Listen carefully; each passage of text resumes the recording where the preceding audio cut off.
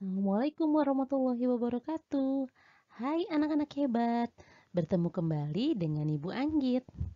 Hari ini kita akan membahas mengenai cara tumbuhan menyesuaikan diri terhadap lingkungan atau yang kita kenal dengan adaptasi. Tujuan pembelajaran pada kesempatan kali ini yaitu mengidentifikasi cara tumbuhan menyesuaikan diri dengan lingkungan untuk mempertahankan hidup. Kira-kira kenapa ya tumbuhan harus melakukan adaptasi? Tumbuhan melakukan adaptasi agar tetap dapat bertahan hidup. Yang pertama kita bahas mengenai adaptasi tumbuhan terhadap lingkungannya. Ada lingkungan kering, lingkungan berkadar garam tinggi, lingkungan air, lingkungan lembab, dan lingkungan minim nitrogen. Tumbuhan yang dapat hidup di lingkungan yang memiliki sedikit air atau lingkungan kering disebut xerofit. Contohnya yang pertama ada kaktus, ada pohon kurma, lidah buaya, dan cocor bebek. Yang kita bahas mengenai ciri khas dari kaktus. Kaktus memiliki daun yang berbentuk duri yang berguna untuk mengurangi penguapan. Batang kaktus yang tebal dan berisi banyak cadangan air. Akar sangat panjang untuk mencari sumber air. Dan yang terakhir, permukaan batang berlapis lilin untuk mengurangi penguapan. Yang kedua adalah tumbuhan yang dapat hidup di lingkungan dengan kadar garam tinggi seperti laut, muara sungai, dan pantai disebut halofit. Contoh tumbuhannya adalah tumbuhan bakau. Ciri dari tumbuhan bakau yang pertama, daunnya kaku dan tebal dengan permukaan licin yang berfungsi untuk mengurangi penguapan dan menyimpan air. Yang kedua, bagian bawah daun bakau memiliki kelenjar untuk mengeluarkan kelebihan garam karena dia berada di kawasan yang tinggi garamnya. Yang ketiga, memiliki akar tunjang untuk menopang tumbuhan dan menahan dari terjangan ombak. Selanjutnya adalah tumbuhan yang dapat hidup di air atau kita sebut sebagai hidrofit. Contohnya teratai dan eceng gondok. Ciri khas dari tanaman teratai. Yang pertama, daun yang lebar berfungsi untuk mempercepat penguapan. Selain itu, daun yang lebar juga berfungsi agar teratai dapat mengapung di permukaan air. Daun tersebut berlapis lilin untuk mencegah daun membusuk karena selalu terkena air. Selanjutnya yang kita bahas mengenai ciri khas dari eceng gondok. Yang pertama, pangkal tangkai daun berongga yang berfungsi untuk mengapung di permukaan air. Yang kedua, akarnya yang lebat dan berserabut yang berfungsi untuk menjaga keseimbangan tumbuhan agar tidak terbalik.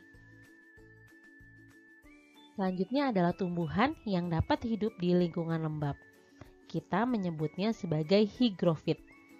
Contohnya ada begonia dan tumbuhan paku. Dan yang terakhir adalah tumbuhan yang bisa hidup di lingkungan minim nitrogen. Biasanya tumbuhan ini melakukan penyesuaian diri dengan memerangkap serangga kemudian mencerna sebagai sumber nitrogen. Contohnya ada kantong semar. Yang kedua ada tumbuhan Venus. Selanjutnya kita akan membahas mengenai adaptasi tumbuhan untuk berkembang biak. Apakah kalian tahu ini bunga apa? Ya, ini adalah bunga Rafflesia arnoldi. Cantik ya. Bunga ini mengeluarkan bau busuk untuk menarik perhatian serangga.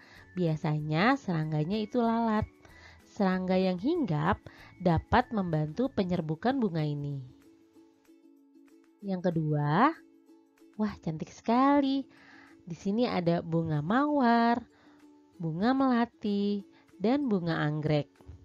Ketiga bunga di samping memiliki mahkota bunga yang berwarna mencolok dan memiliki kelenjar nektar untuk menarik perhatian serangga yang membantu penyerbukan.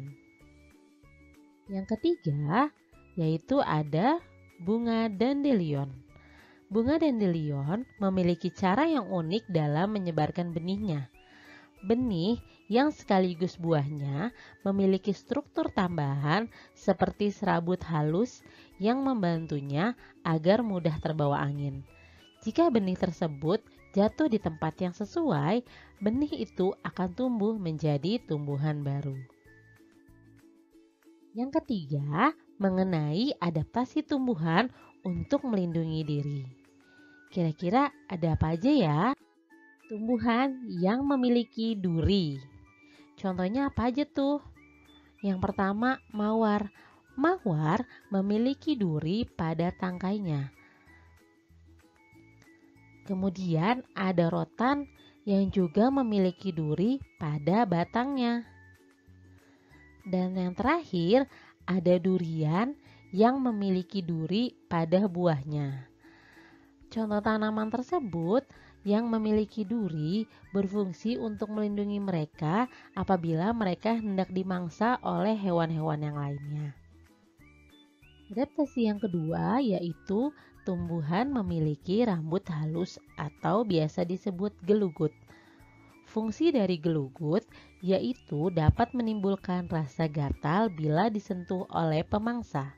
Contoh tanamannya yaitu ada bambu dan juga tebu. Kalian harus berhati-hati ya kalau ingin memegang kedua tumbuhan tersebut. Gunakanlah sarung tangan supaya tidak menimbulkan rasa gatal pada tangan kalian. Yang ketiga, tumbuhan yang memiliki daun yang tajam.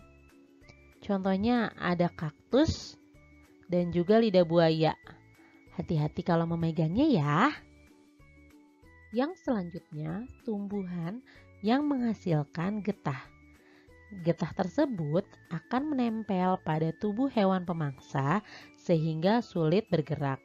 Pada beberapa tumbuhan, getah dapat menyebabkan perih pada kulit. Contoh dari tanaman yang menghasilkan getah adalah pohon karet. Selain menghasilkan getah, pohon karet juga menimbulkan bau yang kurang sedap. Selanjutnya adalah tumbuhan yang menghasilkan racun. Contoh dari tumbuhan tersebut adalah tumbuhan jarak dan tumbuhan kecubung.